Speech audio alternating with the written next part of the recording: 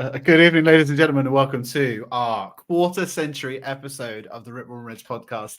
I am joined this evening. I'm already laughing because I just found this so comical. I'm joined by Jace. Jace is looking fresh-eyed and bushy-tailed because he just woke up because he fell asleep. How do you fall asleep? Mate, I don't know. I've had a long day. I was tired and it wasn't that entertaining a game. And before I knew it, I was woken up by Gary Neville in the Man United Newcastle game. He wasn't commentating on our game. Like, what's going on? On Sky, they've got two dual games going at the same time, haven't they? So when I Arsenal game, I'm assuming they switched it over. And I was like, what? I wasn't watching this game. What's happened? You must have looked up and gone, they've changed shirts at half time. They're in different colours. Well, I was 3-0 down when we fell asleep. We finished 3-1. Yeah, so you missed out on obviously the goal. So obviously Jason's going to be a big advocate during this podcast. He's going to be going through all the massive talking points. He's also wearing a very old school FA Cup shirt, which is actually an elite cup competition. None of this League Cup nonsense. So let me whack on the music and then we will get into it.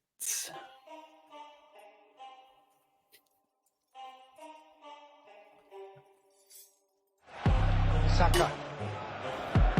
Saka! That is a diamond of a goal! It's Bergkamp. That's magnificent! This is my club. Fucking love this football club.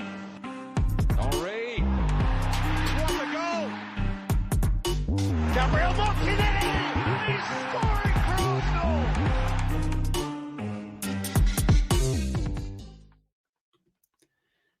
Right. We're going to start, but I don't know if Jason might still be half asleep. If he can give me a written review, we're going to have to wait and see. I've got one ready, Jace, if you want me to go.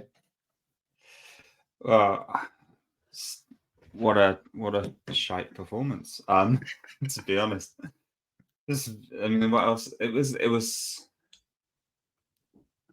I was very disappointed with the way we lost. Obviously, we didn't play well.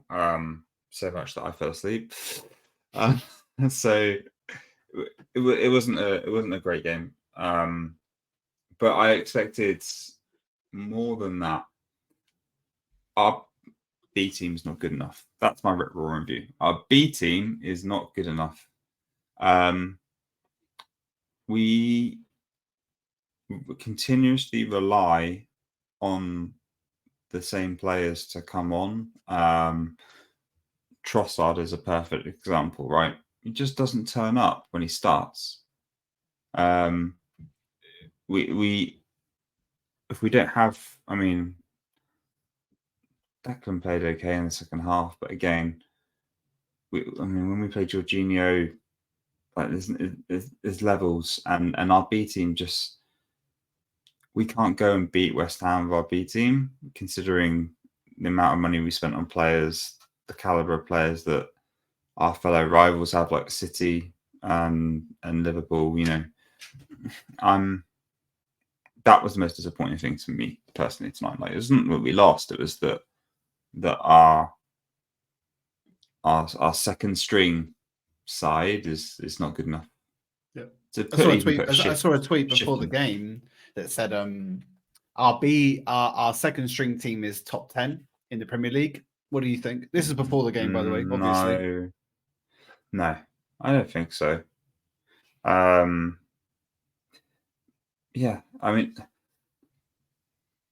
We've talked about the fact that we need another striker. I keep talking about the fact that we don't have a replacement for Saka, although I did think Reece had an okay-ish game at times. Midfield I just feel like our midfield's been obliterated.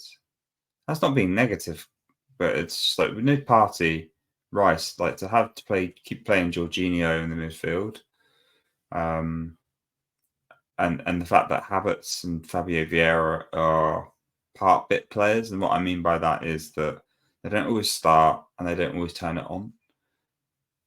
That was that core kind of spine of our team I felt was missing today, and then Trossard's the one that sticks to my mind. I don't know why. I think it's because we've seen better from him, and so I expect higher of him. That's why. expect more from Trossard. But we just don't get it when he starts. We get it when he comes off the bench, which is crazy. And I don't know why. So yeah, B team not good enough. Go on then. What's your review? I mean, I was going to go similar before, and then I did change it. Just on your points, like it is weird. Like Jorginho, I'm just like, yeah, I just don't want to see him near a starting 11. I want to see him in the last 20 minutes to protect a lead when we have it. If you can't play on any in this type of game against West Ham in the League Cup, when can you play him? I think we talked about that on the last pod. Don't get it. Yeah. Anyway, yeah. For me, if we are playing incredibly safe, and the word I wrote down was metronomic. So playing to like a metronome, playing to a regular beat, and that regular beat for us is pass, pass, pass, pass, and they're usually pretty sideways. If I'm honest, and there are some players in our midst there. I mean, you called out Fabio Vieira, loves a sideways pass, doesn't want to do anything differently.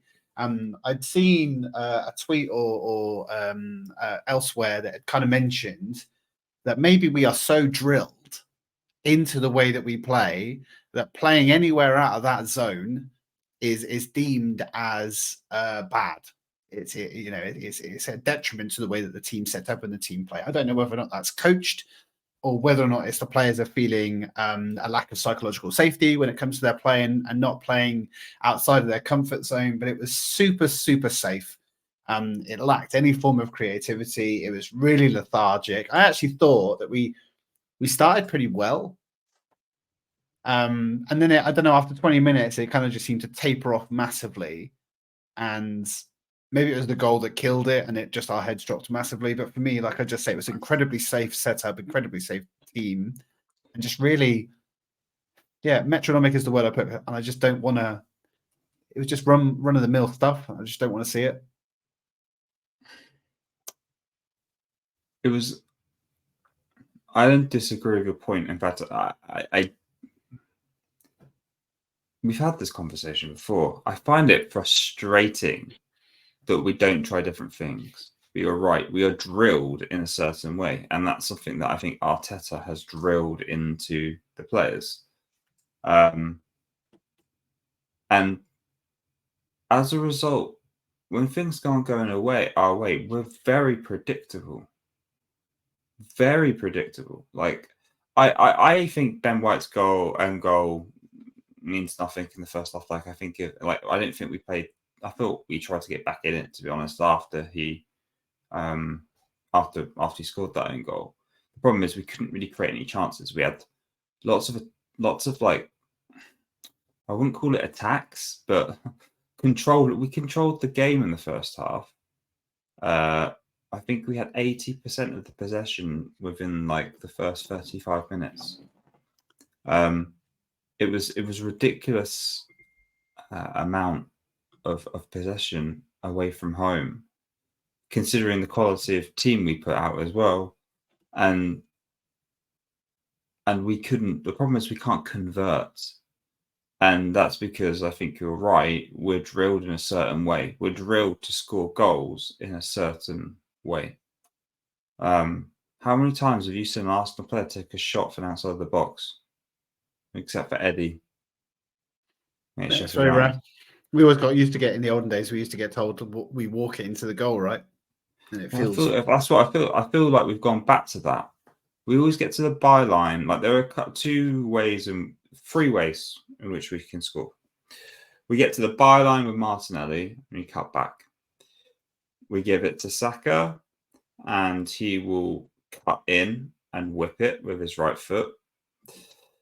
Or if there's combination play where Odegaard can find the right pass to unlock on the right-hand side, then we will put Saka either through on goal or through to the byline, who then will cut back again and it'll be somewhere in the middle. Those are the three types of attack I'm most familiar with. The problem is if I can cut onto them, rival teams can cut onto them, right? Yeah. That's why we can't beat a low block. So we struggled so much at certain games last season when it got tough. and it's because we're drilled. It's because of what you reference, and that's why I think also I keep craving, or we need another striker, or we need a Saka backup, because for me it's kind of like when those things aren't working for a Martinelli or an Odegaard or a Saka, I feel like we don't have anyone. My concern is that we don't have anyone as good. But actually, I think my concern is that we don't actually have anything else. It's not that we don't have someone as good to replace Saka if he's injured. It's the fact that if what we're doing with Saka isn't working, or Martinelli isn't working, or Odegaard, like as we've seen in the last 3 games where he's just not been there, we can't create chances in any other ways, because we are so drilled at creating chances in a particular way. So I wasn't expecting to go that deep there on that, but your comment got me thinking, and it was spurring. Fired I was up. like, deep But- analyzing it, and I was like, the problem is we're not finding new ways to solve problems. We're trying to use the same ways that we've been drilled to solve problems, and maybe this is taking the creative thinking out of the players. It's interesting. So I'm gonna. The next segment is called Worst Game of the Season Mark II, because the first was probably the Chelsea game is the one we looked at. But we're kind of discussing it anyway, and I'd maybe like to continue some of your points, because I actually think we did the first 20 minutes. I do think we did actually try something different. If you noticed, it looked like Havertz was playing as the 9. He was playing more forward than Eddie Nketiah, and it did seem to be that we were playing more balls into the box in the hope that. I know that obviously corners you're going to do that anyway, but we seem to be trying to play for those off the flick headers from the tall players that we had, and maybe it just wasn't coming off. I completely agree with you that we're a natural in trying to change the game and try and change the way we approach the game. We are, like I say, drilled into a certain mentality and a certain way of playing. We talked way back before the season even started about Arteta building in versatility and unpredictability in his team. And the way I look at it now is that that is in player positions, not in approach. It is only in the fact that Tommy can play any position in that back line. It is only in the fact that Havertz can play as a left 8 or a 9. But it doesn't change by the looks of things. Playing Havertz as a left 8 or a 9 are different approach to the game. It's not like you say, right, well, when Jesus is up front, this is how we set up. When Havertz is up front, this is how we set up. And it's dynamic and it can change on the scenario. Because I did put it for later on, but obviously Jesus is now out for 6 weeks. He'll be back, hopefully, for the Liverpool game. Unsure yet if that to be true, which is in December, I think. I talked on the last pod. Yes, Eddie scored a hat trick. I'm not denying it against Sheffield United, but once again, you saw here an Eddie performance. Invisible, non-existent.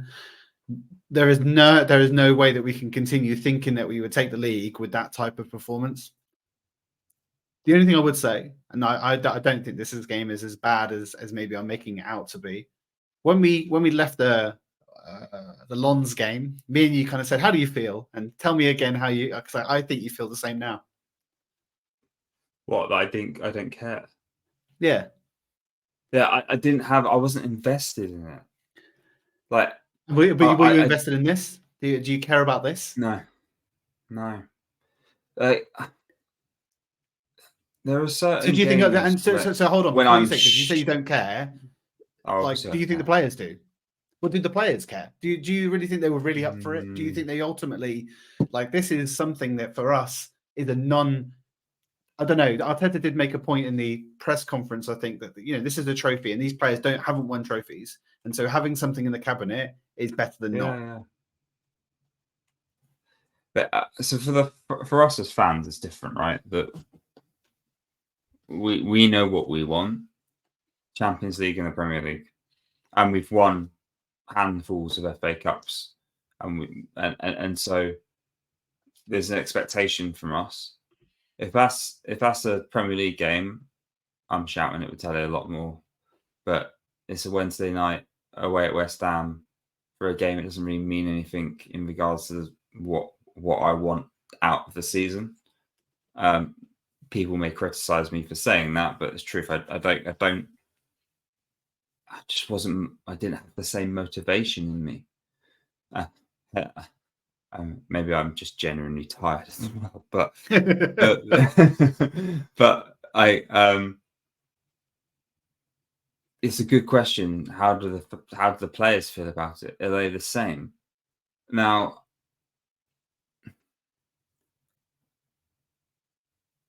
I expect more of the players. I'm a fan. I don't have to expect more of me, but I have to expect more of the players, especially the ones that don't always get in the starting lineup. Like Jorginho, for me, he's towards the latter end of his career in the top flight, especially. Probably we're his last big team, let's be honest. He isn't going to a bigger team than Arsenal after that. And he doesn't always start for us. He should be chomping at the bit. Eddie should be brushing his boots off and continuing where he left off. Trossard, I've got to stop talking about it. There is an amazing potential in that. Well, he's 28, or 29 probably now, but he is such a good player, technically gifted. But it's like, this is your chance. You need to.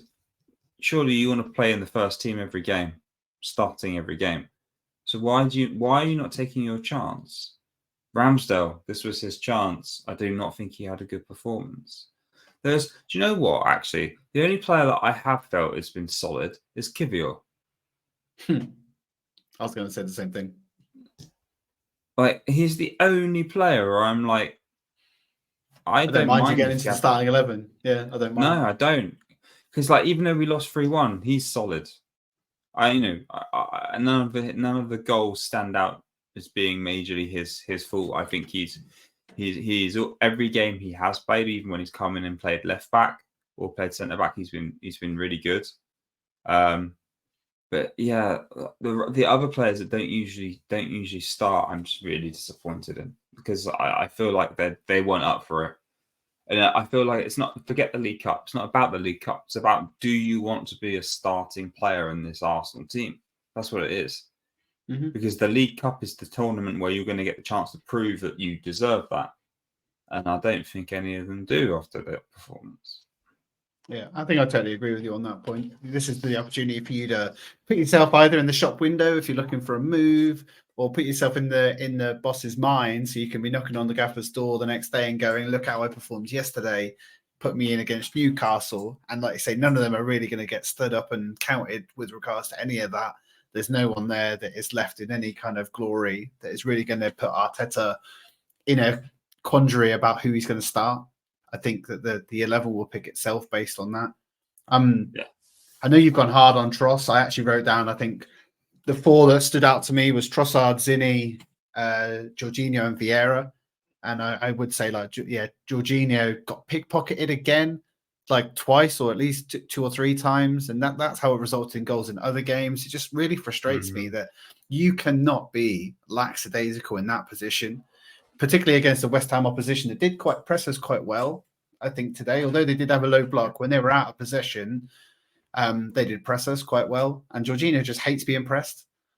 That's not what you want from your defensive midfielder. Like, it makes no sense to me. It wasn't, like I say, I'm a bit kind of abject when it comes to the result, because it doesn't matter ultimately. The one thing that really did fuck me off, really, was, why are you bringing Saka and Martinelli on? Why are you bringing Declan Rice on? I had the same thought. I made the same observation. I was like, it's 3-0. It's about 6, or was it 6? It was at 60. It was 3-0. It was 68, 78. It was 3-0. It's done. Yeah. It's done. Like, it's all right. We don't care about it that much, Mikel. Like, let's not risk it. I mean, in hindsight, if Saka had picked up an injury in that, Rice had picked up an injury in that, it would have been calling for his head. It would have been awful. Like, it's such bad game and squad management in that respect. Like, allow those players just to continue playing that game. We're not going to come back into it. There's no need to risk ahead of a really important away game at St James's Park as well. Just flabbergasted. I couldn't get it. I didn't get that either. I don't, and especially the Saka and Rice, especially those two need they just need rest. They're gonna be burnt out by the end of the season because they are gonna play every game for Arsenal. They're gonna play every game for England. Odegaard's the same as well. I mean, but he's had a bit more of a rest because he didn't play against Sheffield United. So yeah, I think that I wouldn't have done it. I didn't see the point of bringing them on at all. All right. We've called out a few players. We did touch upon it slightly. So this segment is called "What Could Go Wrong Did Go Wrong," and I'm talking about Aaron Ramsdale. Now I know that probably you're sick and tired of this conversation, Jace, because we pretty much have it on every single podcast. But yeah, it's done. It's done. I mean, now I think now it is. I don't know. Maybe. Well, tell me. Do you think it's as done as you've done it? Do you think he was at fault for the goals? Like, talk me through your feelings towards Aaron Ramsdale in this game.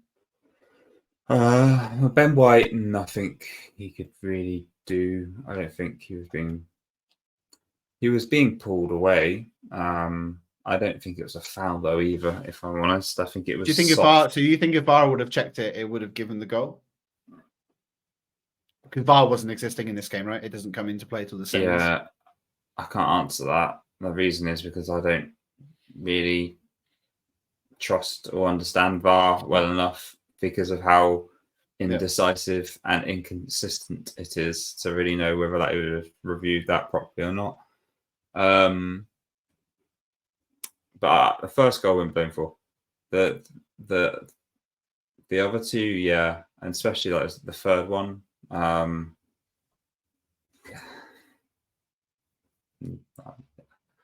don't really know what to say about it, which I know isn't great for a podcast, right? But I just expect what was going through his head. I don't know. Like you just need a better. He looked shot of confidence is probably the word I would use. Mm-hmm. Not just because of the goals he conceded, but the when we're passing it around at the back, he didn't. That takes practice. It takes consistency and time. He's always looked on edge doing that. And West Ham, especially Bowen, was pressing a lot, especially in the first half, and the crowd were behind them as well when they were doing that pressing, and I felt the same uneasiness I always feel with Ramsdale on goal. Don't get me wrong, we've had that uneasiness with Raya as well, but I think it's settled and we're more comfortable with Raya doing that. He's definitely more comfortable on the ball than Ramsdale is. So I understand the decision Mikel has made. I don't think this was an opportunity for Ramsdale to get back in the team. He had to do his job. He's going to be given some game time. And the biggest probably concern or pain point from his perspective is that he ain't going to get any more game time. Maybe he'll get a run out in the FA Cup. But he's just lost his chance of getting more game time because he's let 3 goals in. And that's it. It's done. I say first one. Put in a pretty untenable position though, right? Like in reality, because even if he overperforms in this game, which obviously he didn't, is he going to get back into the starting 11? I'd say with 95% certainty he wouldn't, right? So he's made for him, decisions made. Yeah, decisions made. In which case, then play Carl Hein and get Aaron out in the transfer window. But I really like Aaron. I have a lot of time for him, a lot of respect for what he's done for the club and the way he presents himself, and he should be a number one. And so I feel he needs to go in January if that's the case. Because when he isn't confident and when he doesn't have consistent performances, you see stuff like what you saw tonight. Mm-hmm. I mean, you said he's short of confidence, and like, can you blame him? Let's be honest. He's been No. dropped quite unceremoniously from our team for mistakes he made likely last season, and he wasn't the only one that didn't place himself well during the latter half of last season. But still, this was an opportunity, like you said, for some of those other players to really come back into the 11 and show to the boss, why did you drop me?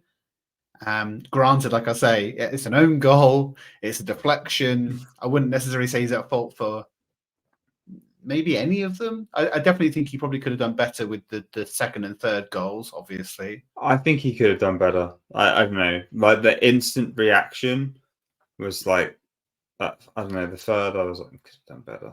Personally, But there was another one where Ben White cleared it off the line. It was another weak hand.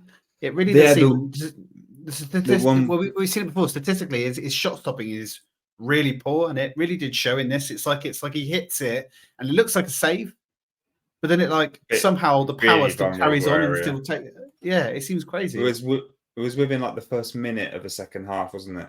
And I thought, oh crap, that had gone right into like the path of Kudus, I think it was, or one for a tap in, but luckily Ben White tapped it away before. I was like, he had no control over where that ball was going once it had hit him. He just got his body in the way. It could have gone anywhere though. There was no control. Yeah. Okay, it's done, Jace. Let's put a fork in it.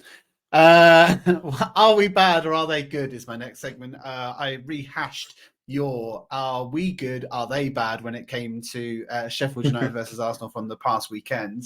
I suppose where I was going with this is this just a one-off? Is there something to look at us that we are actually not very good and it's a trend? Or do we think that West Ham actually just overperformed in this game in particular that caused us to lose?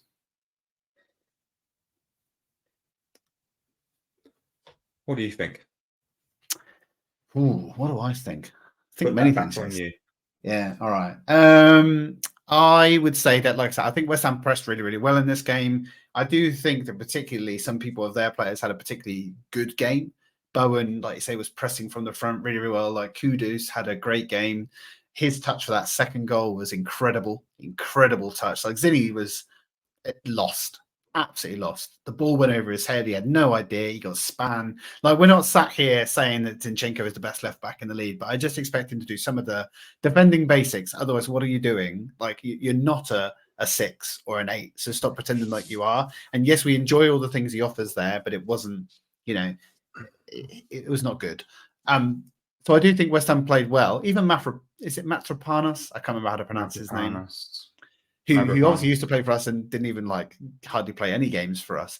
There was one where he took the ball from centre back, literally the entire length of the pitch, literally the entire, and he won a corner, eventually getting tackled. Mental, just waltzed through our midfield. And you've talked about the midfield earlier, so there's a combination here of good and bad. But I would say that West Ham were good in this game. We were bad in this game. Do I think it's a systemic problem? No. I'm actually quite happy that we're out of this competition, because ultimately, yes, like I said, it's silverware and it would be nice to win it.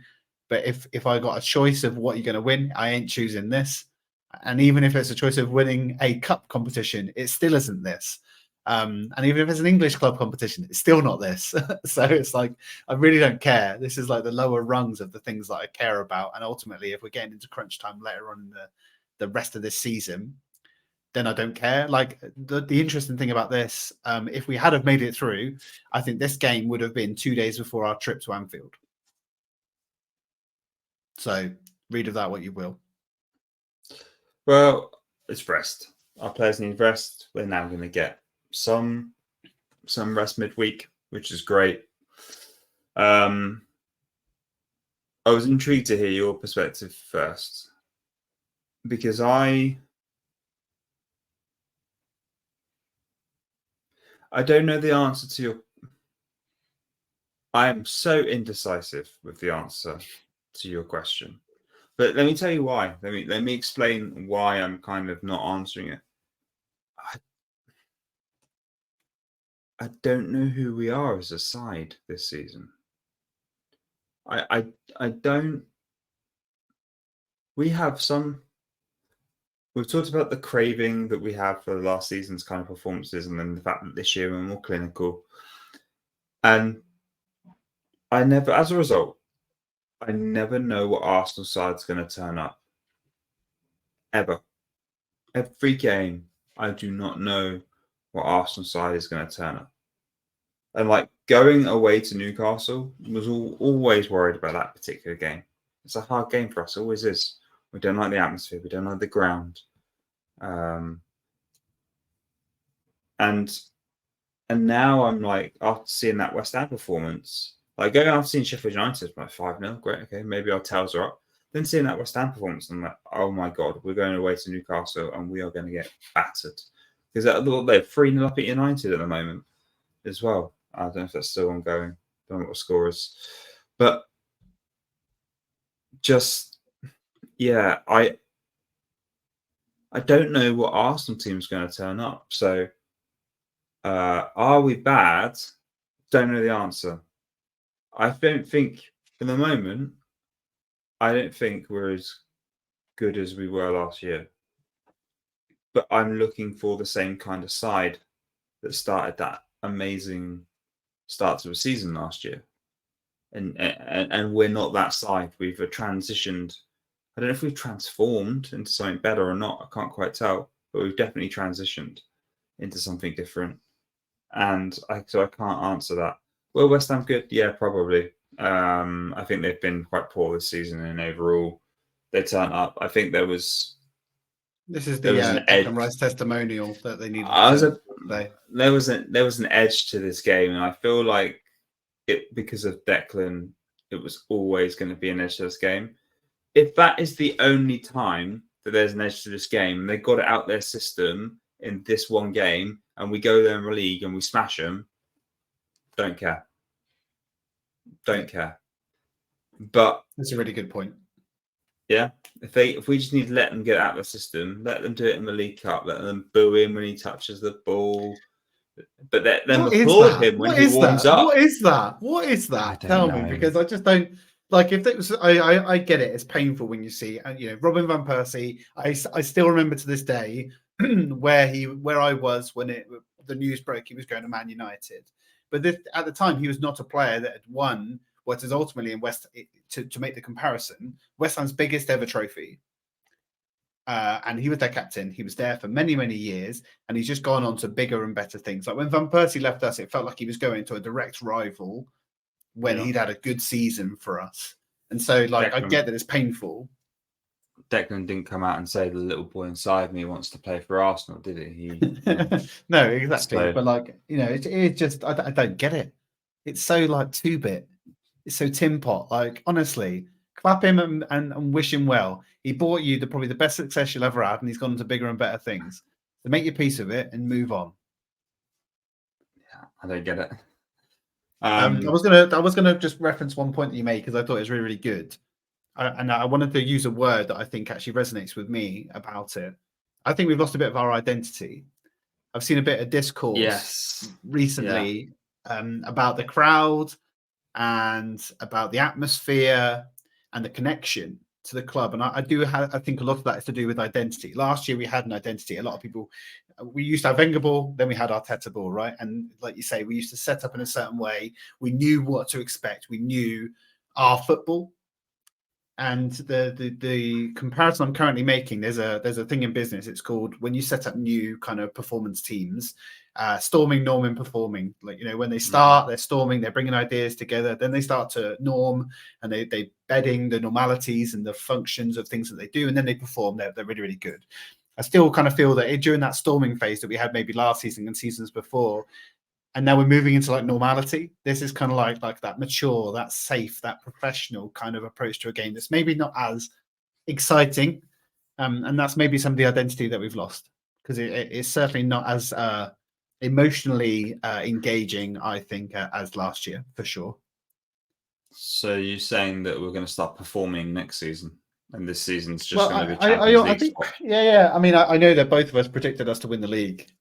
So we'll probably be in our words at some time in March and April. Who knows? But I have read a lot online that kind of does talk about like second season kind of syndrome. And I know it's not Arteta's second season, but probably there's Liverpool going to be doing well this season. I think we knew that. Like Man City. And I think we were going to see a drop off from us, particularly when we're having to play in an elite European competition, spreading our team very, very thinly across those games. So I do think that is potentially playing a part. Do you think the transfer business was good enough now in reflection? Well, we talked about this before as well, right? Timber was fit. I'd say, yeah, 100%. Timber got injured straight away and the window closed, and then we're a bit screwed and we're a bit short.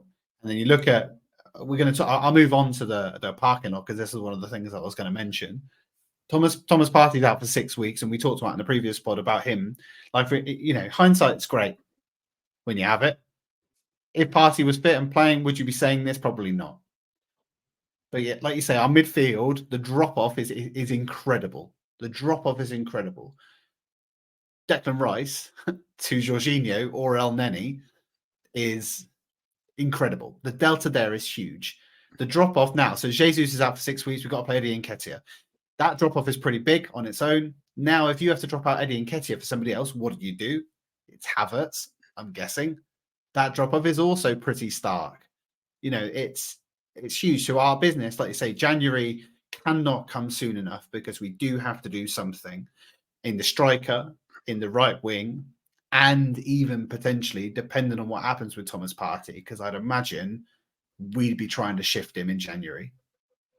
I can't see a reason why we wouldn't. Yeah. But he's in the AFCON as well. So it's like, what do you do there?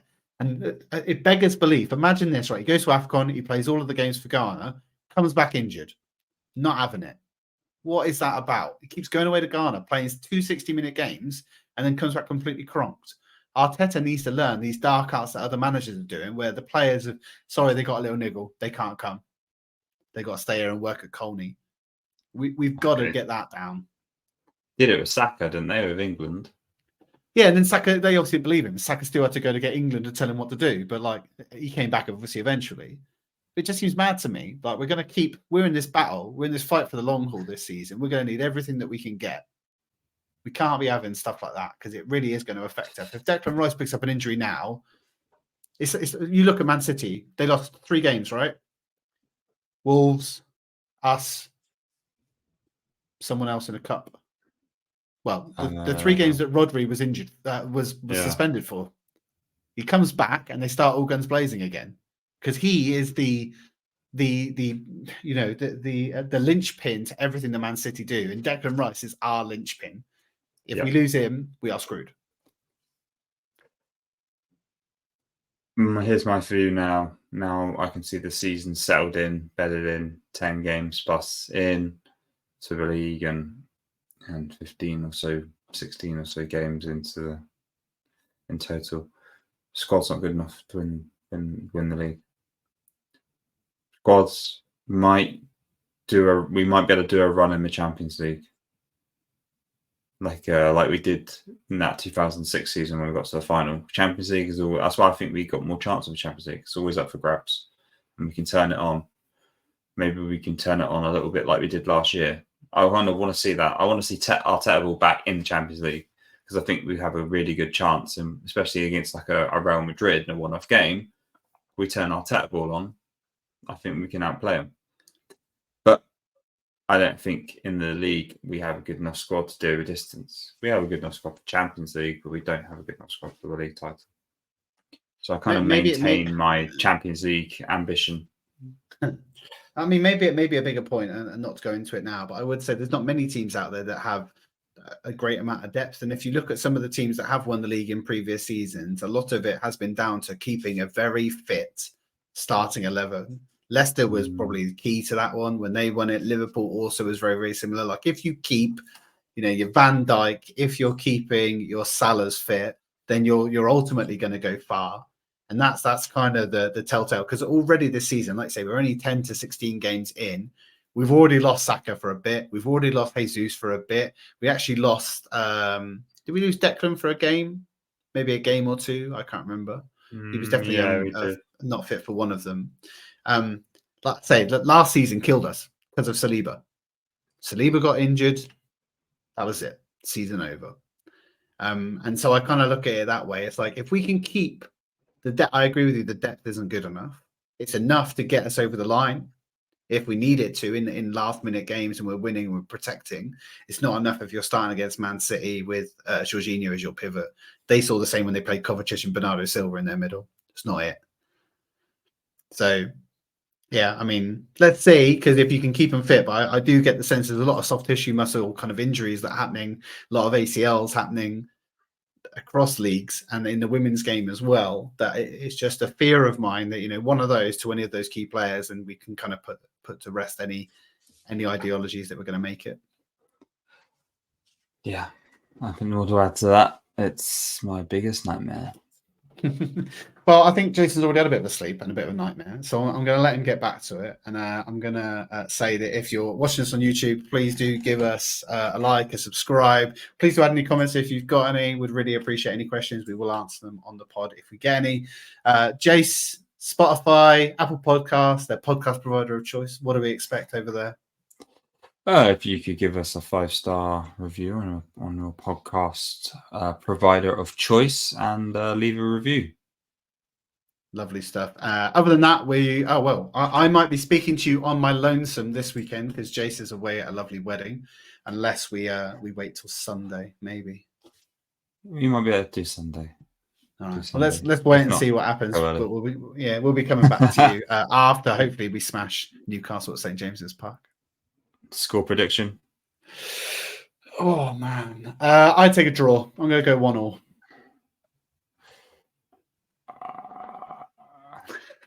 Quite a crunchy. I'd say 3-1. I wanted to say 3-1, but I think it'll be more 2. I think we might do the same as we did last year, like 2-0, maybe. Okay. If we turn up, that relies on the right frame of mind, Arsenal turning up. But yeah, 2-0 away. Okay. 2-0, 1-0. Let's see. We'll speak to you again this weekend for Arsenal Newcastle. Thanks everybody for listening. Cheers, guys. Come on, you